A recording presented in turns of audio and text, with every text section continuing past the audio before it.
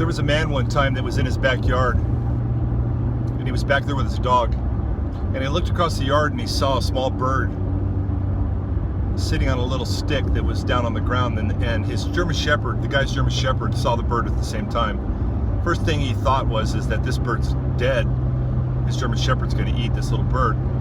Then in a moment's thought, he realized that that bird didn't look like a normal bird that was around there. It looked like somebody's pet. So the man pushed the German Shepherd away, got down on all fours, and kind of made his way over to the little bird. Put his finger out, and the bird jumped over onto his finger. So he stood up, went in the house, showed his wife. They agreed that it was probably somebody's pet from the neighborhood. The man's son said, I know a friend of mine a couple houses down that their bird just died and they have an empty cage. He goes, go down and get the empty cage. So the boy goes down and gets the cage, comes right back, brings it in, sits it on the kitchen table, walks over and puts his finger, the man puts his finger by the opening to the cage,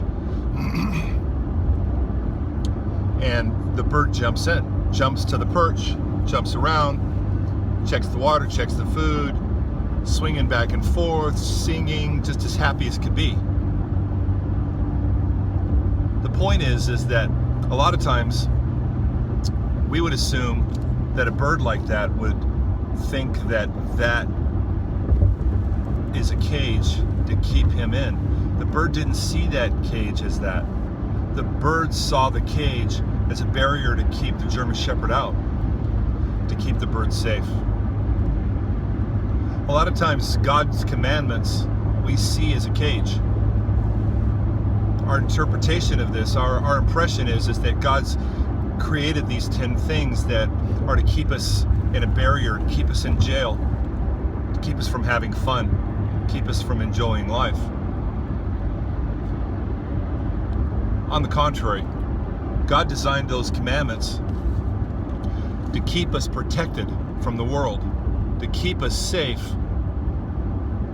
from the bad things that are out there, to give us an example to share with our own families and friends, to also keep them safe. So I invite you today to Google the 10 Commandments. Read them again. Read them in the plain language. See what they are. And don't look at them as something that's there to cramp your style. Look at them as a gift from God. And realize that He has a better understanding of what's best for us than what we have. So don't read into it and allow yourself to say, this is all about me not having fun.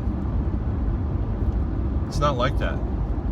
There's an amazing peace that comes through the relationship that you have with God and trusting Him and allowing Him to do work in our life. So have a blessed day. Look up the 10 Commandments, read them again, and see them as the gift that they are. God bless. Bye-bye.